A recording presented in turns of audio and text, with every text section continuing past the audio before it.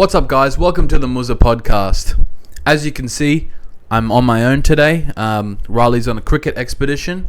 As I've heard, there is not a lot of cricket being played, but I'm sure he had fun. I'm sure we'll hear about it next week. He'll probably talk a little bit about the boxing too, because I don't really know too much about that. You know, I know Nels won in the first round against that ex-NRL player, and then there was the dude that said he couldn't see or whatever. That was weird. I liked Tim Zoo's response where he went up to him instead of rubbing his eyes and made fun of him in his face. That was really funny to see, but yeah, I don't know too much about the rest of the boxing stuff. So if you're here for boxing, I'm sorry, I'm going to disappoint you. But NRL stuff, I got you heavy. Let's get into the trivia question. If you're a big NRL fan, this is a pretty easy answer for everyone, but the question was, who is the top point scorer of all time in the National Rugby League? It is obviously Cam Smith.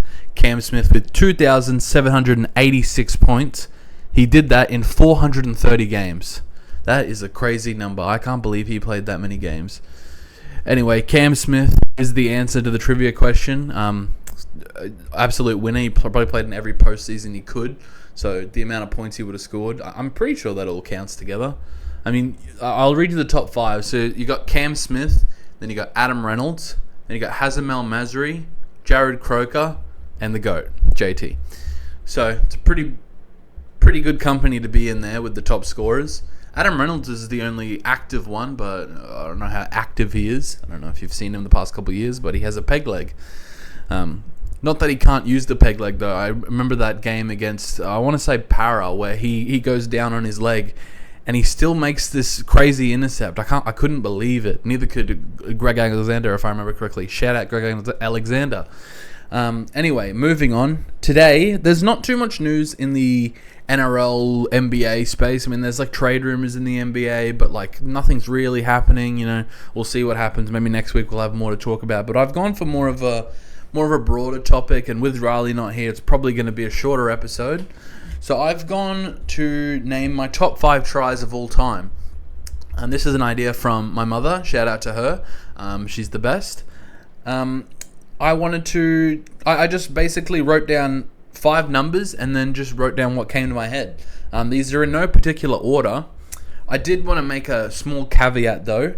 If you know me, if you can see what my shirt says and the Joe's on the wall, you'll know what my first try will be, which is Kyle Felt in the grand final. So I've taken that one out. We can talk about it a little bit, but I've taken it fully out because that's obviously my number 1 try of all time because it got us a premiership.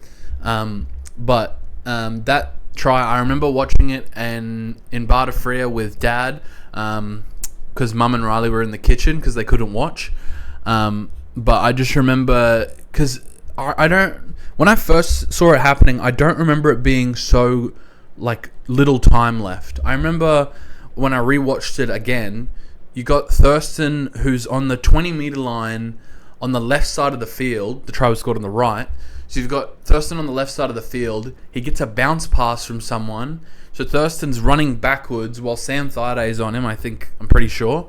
He runs backwards, and he almost gets tackled as he passes the ball to maybe Morgan, or it's someone before Morgan. So someone gets the ball to Morgan. Morgan makes the run down the edge, and then he flick passes.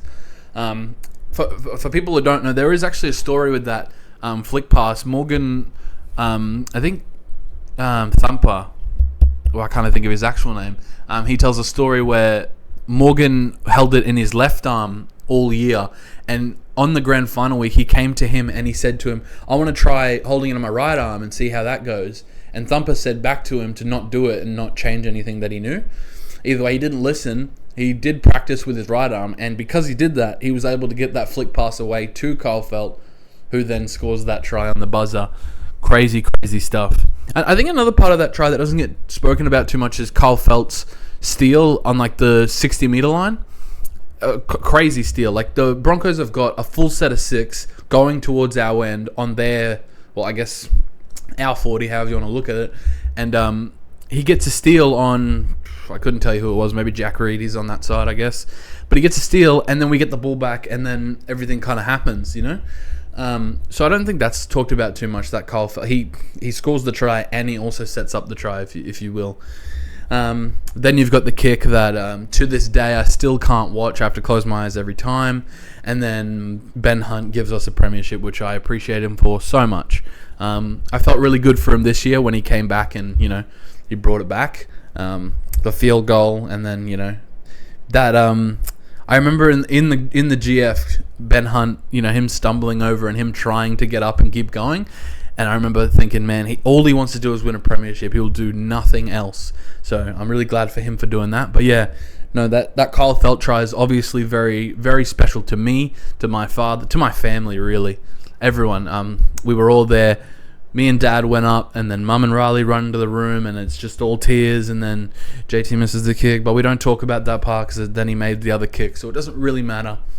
It still says 2015 Premiers Cowboys, so we're all happy there. So let's move on to some other tries that I thought of. So when I thought of best tries, the first modern try I came to was Mark Nwang'anitawase. I got this, ready? Mark Nwang'anitawase, killed it, against the Bulldogs. So if you guys haven't seen that try, I'm going to put these tries on the screen as well, like just little clips of them. Hopefully they don't get taken down or whatever, but little clips of them so you can see what I'm talking about. But I watched them all before coming on the potty. Mark goes down the right side of the field. I couldn't tell you what players were on him, but he goes down the right side of the field, and you've got 4 or 5 Roosters players, Bulldogs players, coming in on him, and he somehow gets onto the sideline. He hops on one leg, kicks it with the other leg that's out of bounds. Then he regains, runs out of the field of play. The ball bounces perfectly up, and he pulls it because it's going out. He pulls it back in and puts it down. Freak in nature. I couldn't believe that when I saw it. I watched that live a couple of years ago, and I could not believe what he had just done. And he was relatively not unknown because he came from Union or whatever, but he was relatively not proven in the rugby league. He was like, oh, this guy could be decent. We'll see what he can do. And then he pulled off this crazy try that I'm sure Bulldogs fans hate to watch. But, man, the amount of athleticism that you need to do something like that is utterly insane. So, I mean, crazy for him. He's a big loss going back to Union. I really wish he would stay in the NRL and do some of the freakish things that he can do. But, we'll see. He'll probably come back after the World Cup. I mean, who really wants to play Union? Sorry to Jess. I don't know, maybe Union could make a comeback for this World Cup. I guess it all depends on, more in Australia, all depends on how we can perform. So if we've got Nwang'anitawase, I know Joseph Swalihi's over there. They are the only Union players that I know because they're former NRL players. But I'm always down for Australian success. Who isn't? I mean, people who probably aren't from Australia. Anyway. So yeah, that Nwang'anitawase try is utterly crazy. Probably one of the best tries in the last 10 years, maybe. I mean, it's crazy. Anyways, the next try I've got is Kyle Felt again, but against the Broncos. So this is maybe one of the first games at QCB that I ever watched. So Kyle Felt gets the ball on... If you're going into the stadium, it's the open side, so it's like the left-hand try line. It's his right, basically. Kyle Felt's right. So he's gone down on the try line, and then you just see Kyle's arm kind of flinging out, and then he somehow puts the ball over his head, but not out of the field of play. If you'll see the vision here, but I don't understand how. I mean, he's a world-class try scorer. He just knows where the line is. So he was there, he put it down, utterly crazy, seriously insane. I mean, Kyle Felt, please come back, seriously. We need a try scorer like you, or maybe someone to teach the younger guys. Thinking of who our starting wingers would be this year, probably Rob Darby, Braden Burns, they'd probably be the way to go. Murray Taulagi, of course. I would probably go Murray Taulagi and Braden Burns for the performance. Tell me down below in the comments who you reckon our starting wingers should be this year, if you care. Understand that there are other teams in the NRL. I guess an outsider opinion. Tell me what you think. I think Rob Darby has a lot of potential, but he needs a lot. He's got a lot of work to do. So good luck to him. But yeah, no, this Kyle Felt try against the Broncos again, sucked in, is so great, and I think he's done it on so many occasions. So yeah, Kyle Felt against the Broncos. Crazy, crazy. All right, next one I've got here. I've just realised that this is the only New South Welshman I have on the list. Oh no, Mark's a New South Welshman. This is the second New South Welshman I have on the list, and this is Brett Morris against the Sharks. Now, this is an older try, but if you haven't seen this try, it could be one of the best tries ever. So Brett Morris gets the ball gets kicked up by I can't remember. It might have been Jamie Soward who kicked the ball. I can't remember. You'll see it here, but Brett Morris gets the ball kicked to him on the left side. He goes up in the air. He grabs it. He's in the air and he's got the ball. So once he's got the ball, he starts going down, and the Sharks, they start to push him out. But he's angled himself somehow where he's put the ball down. So he's put the ball down and then just flown out of the edge. But he scored a try. Insane body control in the air. He basically was flying, got pushed out, and still put the ball down somehow. I mean, crazy. I can't believe that. I'm also realizing now that I don't have. I'll put an extra one in here, little special one for you with Brett Morris, Xavier Coates against the Warriors in the last second. I didn't put that try on here, but that's almost kind of not the same try, but another one of the best tries you'll ever see. Put the clip right here. So we've got Xavier Coates running on the left side. He jumps from like 5 meters out, and then he gets pushed out of bounds. But he's contorted himself somehow, so he's put the ball down just before his arm goes out, and then he wins the game for the Storm. That was 24, 25. That might have been last year. Wow. Last year. Wow. How long ago? Anyway, yeah. No, that probably was last year.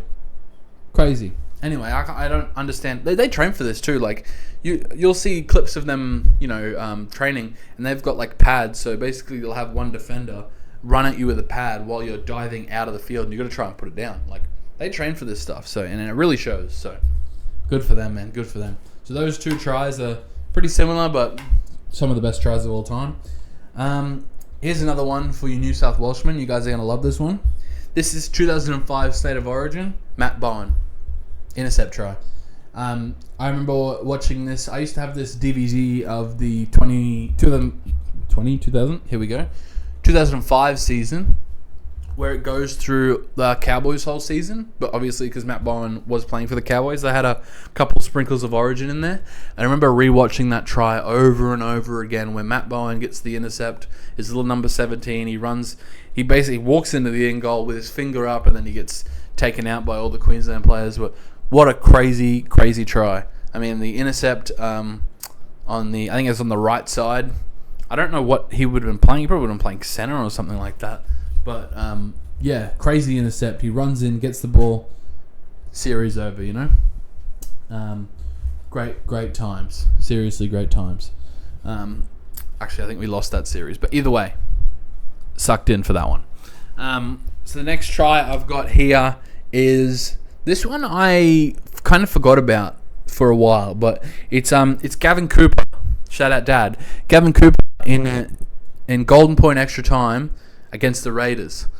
So I'm pretty sure Jonathan Thurston goes for a field goal and he shanks it real bad. So he goes under and hits the goalpost. The ball starts to go to the in goal and you're thinking, oh, it's out. And then it starts pulling up. So the ball is sitting on the dead ball line. And you just see Gavin Cooper. You see everyone on the field just sprints for the ball. Gavin Cooper gets to it first. Try. Cowboys win. It's so crazy how that happened. Insane. But great try for Gavin Cooper.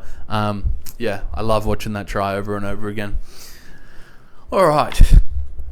So that was my top try, but I've got one more for you guys because we have to mention him.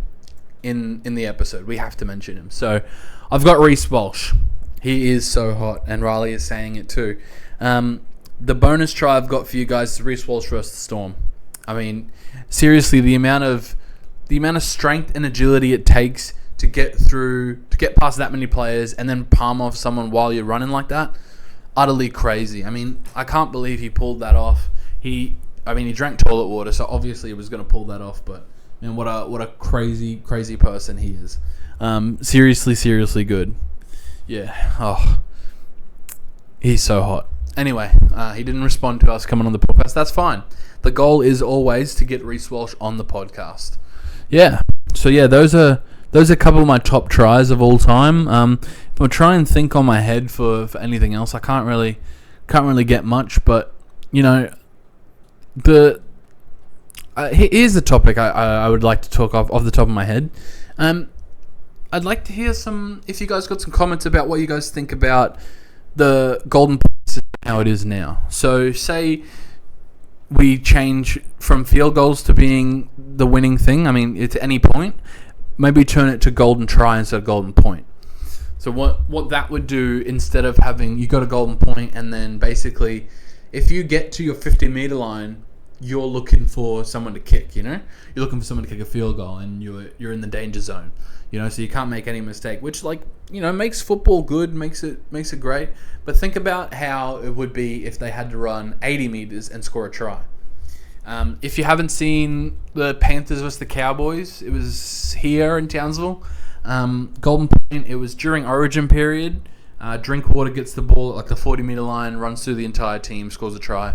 Crazy scenes. You know, I think it'd be interesting to do golden try instead of having a shootout for field goals. You know, I'd like to hear some thoughts on what you guys think about that, because I really think that'd be very, very interesting. But you know, you'd lose some of your good moments, like you'd lose our premiership in 2015. You know, going for a try, like we could have scored on the plays, but you know, much easier to kick a field goal, 100%, especially with the best field goal kicker of all time. Yeah, no, it's just something to think about, you know. A lot more on these rule changes as well. I've heard Peter V'landys come out and say he thinks that it's a good idea to change the losing team chooses whether to receive or kick off. Look, Matty Johns said it the other day, and I couldn't agree with him more. If you don't want to, if you don't want that to happen and you want to receive the ball or whatever, learn how to defend. I seriously don't understand. Like I seriously don't understand what tactics you can get from getting the ball, because the pressure's still going to be on. You know, if you make one mistake, the pressure's straight back on. You know, I don't think we should be changing the game too much. I think we're in a good spot now. I think the bench rule's really good for like HIAs and stuff like that. So I think let that one be a thing. I think that makes sense for how we're going forward. But the kickoff changes, I really don't think that's needed right now. I think we've got an entertaining game. You know, I guess the thought process behind it is to stop blowouts. Like people, you know, they get to like 16-0. Like I know I do. You get to 16-0 in a game and you're like, well, this game's over. I don't want to watch it anymore. You've got that, you know, comeback appeal, you know, depending on who the team is. But like if it's the Titans versus the Broncos and the Broncos are up 16-0, like I don't really see much of a chance. Other way around though, you know, that's a different story. But you know, I'm assuming it's basically to stop those avalanches of tries. But again, it's discipline. It's like, if you want to spend money to change the rules of the game, why don't you spend money on upskilling the players and making sure that they are the best of the best? You know what I mean? Because, like, obviously there are, like, genetic freaks that are just better, but every player can be a solid NRL player if they have the right coaching. You know what I mean? Like, if you are taught to tackle the right way, if you're taught to defend the right way by the right coach, you can be a solid NRL player who can stop tries, you know? Just stop them. I mean, the Cowboys need a good defensive coach. You know, come our way, please. I don't want to see, like, freaking 30-20 every freaking week. It's terrible. But anyway, that's Cowboys side of things. Yeah, I'm really trying to find more stuff to talk about, but there really hasn't been much happening this week. We're kind of in our calm before the storm phase. Ready for the NRL season, which is coming up soon. I can divulge to you guys that there will be a Cowboys preview episode with my brother, myself, and our father. So that'll be all three generations. I guess me and Ryley are in the same generation, but all generations perspectives on how the Cowboys are going to go this year, because that's the team we know the most about. I think Dad will bring a really cool perspective about how he thinks about the game, which is different to us because we're more modern, and he's got more of the older school style of thinking, which is cool. I really think it'll be a really good dynamic, and I'm really excited to record that episode with his knowledge. But he's probably going to put Purdue at center, and I'm going to put him at 7, and we'll have an argument. So that'll be good. But no, I think that'll be good. We want to, I want to thank everyone who's kept us going in the podcast. Shout out to my beautiful wife who keeps me going every single day of my life. Shout out to everyone who's said like, "Oh, the podcast is cool. This is awesome, man. Keep doing your thing." I really do appreciate it. Yeah, we both do. I mean, Ryley not being here, but I can speak for him. He's very appreciative as well. But yeah, we're really enjoying what we're doing. I really enjoy editing this podcast every week. I really enjoy, posting the shorts. The shorts are a lot of fun. They're doing really well. Them at 4 every afternoon. If you aren't, here's one thing I haven't been doing. If you aren't following us on Spotify, so if you're on Spotify, click that follow button. If you're on YouTube, hit the subscribe button. If you've done both of those and you want to do more for us, we're on TikTok, we're on Instagram, and we do the YouTube Shorts as well. So, I mean, if you're subscribing on YouTube, you'll see the Shorts anyway. But if you can follow us on all of our platforms, that'll really help us get our word out there. Because, yeah, that's what the plan with the Shorts is. The Shorts is to, get people intrigued into the podcast. So they see our clip and they're like, "Oh, wow, this is cool. I'd like to go see what that is," Same with the trivia. I don't give the answer for the trivia question because the point is you come here to get the answer to the trivia question. So, I mean, that's the plan anyway. But, yeah, on this shorter episode, we've been going for like 20 minutes, but I really don't have much more to say. I'm being kind of open with you guys now, I guess. But we'll be back with a normal podcast next week with Ryley, and he'll have some of the boxing takes, and we'll have some stories from his cricket weekend in Charters Towers. It would have rained a little bit, so that'd be interesting. I've heard that Ryley spent most of the time in a pub anyway. That's just what I'm hearing from outside sources. Anyway, I will finish off with the trivia question. I think I got a really good one this week. Like last week was easy. This one's more for the die-harder fans. But yeah, here's the trivia question for this week. Here we go. Which Queensland Maroons player captained the team in the early 2000s despite never captaining Queensland again? So I'll start again. Which Queensland player captained the team in the early 2000s despite never captaining again? So they captained the team once. Which player was that? I was surprised when I saw the answer. But yeah. So, that is all I've got for you guys this week. I do apologize. I wish I had more. But, this is all I got this week. There's not much news. The news is the same as last week. I got no stories. I just been chilling, doing my own thing. So, yeah. I hope you guys enjoy this episode of the podcast. Quick, short one. Nice and easy. And, yeah. Enjoy the reels. Enjoy your life. I ain't weak to speak. Love you guys. Bye.